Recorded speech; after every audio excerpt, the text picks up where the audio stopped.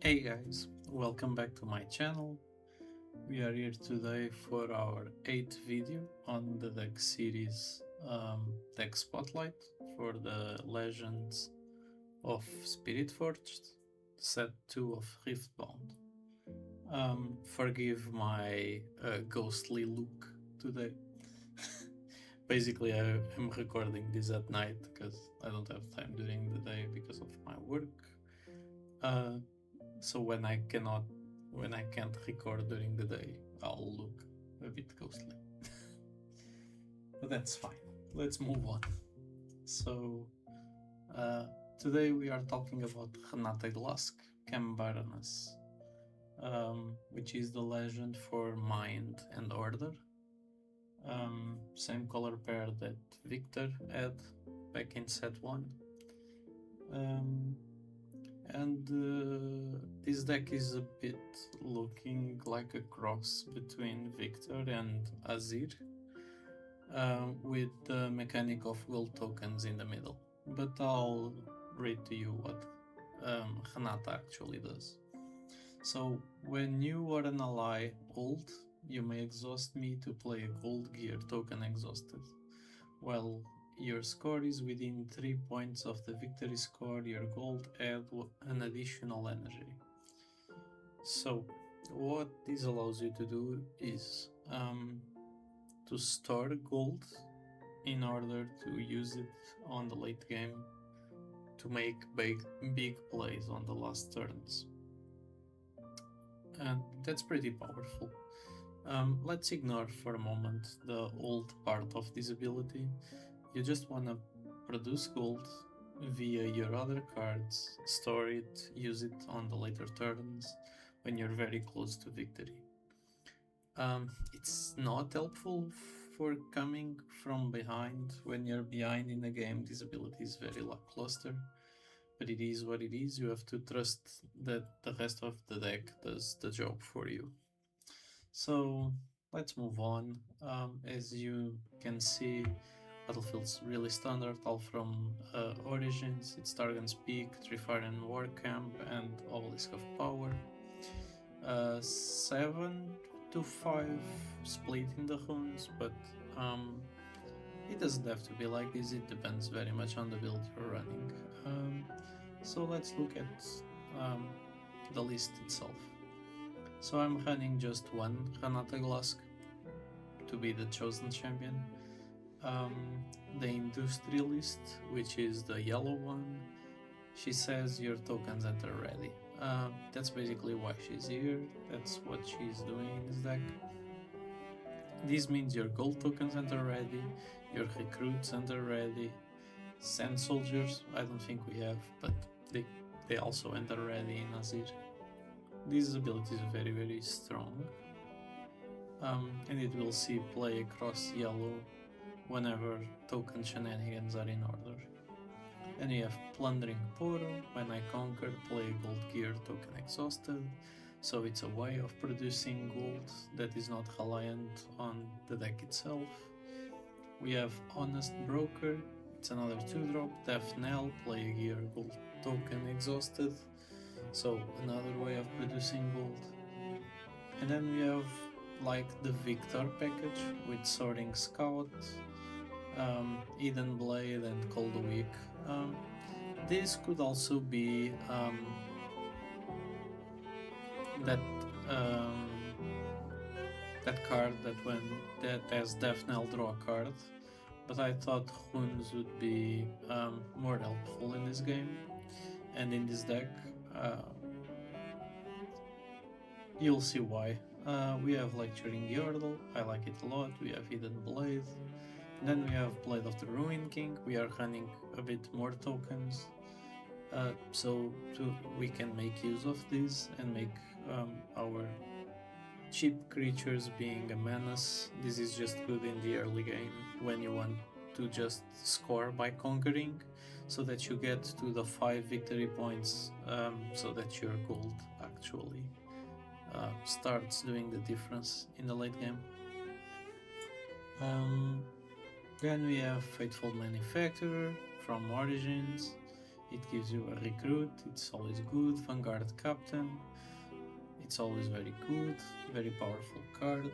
Um, Wages of Pain. This card. This one is tricky because there's a lot of gear in this set, especially equipment. What ends up happening is that you have a bunch of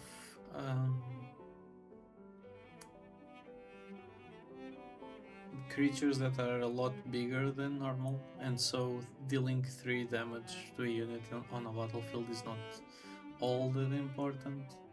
But this still gives you a gold token, and that's why it is here. Sometimes helps you trade up if you already have a unit on a point. It just deals a couple more damage to help you trade positively, and then gives you the gold token. I'm not very high on this card, but I still think it needs a little bit more testing to know if it fits in the deck or not. Then we have Jace, Man of Progress. It's the blue champion unit for Jace. I don't think there's another Jace in the game for now. It costs 4 energy, it has 4 might, and it says, when you play me, you may kill a friendly gear. If you do, you may play a gear with energy cost no more than 7 from your end this turn, ignoring its energy cost. So this is basically here to sacrifice gold tokens to play Vanguard Armory, which also gives you more recruit tokens. And that's what we are doing here. We have Azir, the yellow one, with Accelerate. When I attack, you may move any number of token units to this battlefield. Yeah, we are playing a token deck, so that's what we are doing here. But basically we are trying to abuse Jace and Vanguard Armory because we already have a bunch of gold tokens.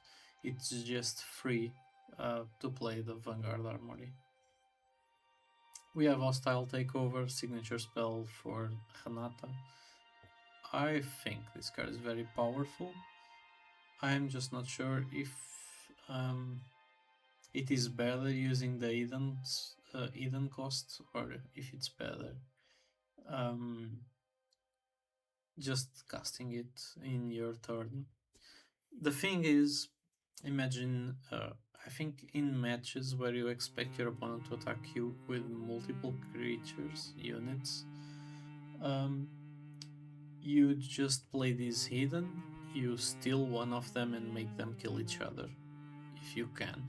But I don't think you can, because your opponent has to, it's your opponent choosing where he deals the damage, so you cannot secure that you kill his unit that you stole.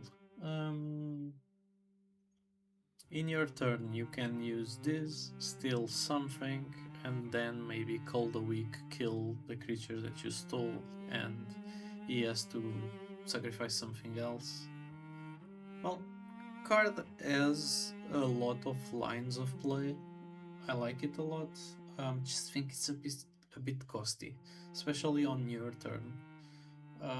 By the hidden cost, it's very cheap, but it also limits the number of things you can do with the creature that you're stealing. Because in your turn you could Call the Weak and like get rid of it, but in your opponent's turn there's not much you can do after stealing the unit. So then we have Grand Stratagem, Singularity, Thousand Tail Watcher, all great staples on the previous set, very good in Victor, for example. I'm still unsure of these numbers, obviously this is the first draft of the list, but Grand Stratagem is good when you're making a bunch of tokens with Vanguard Armory, that's for sure. Then Singularity is just straight up good removal. I'm not sure it is as good in this set as it was in Origins, just because creatures are bigger. Thousand Tail Watcher, just generally good. I didn't even craft a sideboard on this one. Because I've not been investing much on Renata, but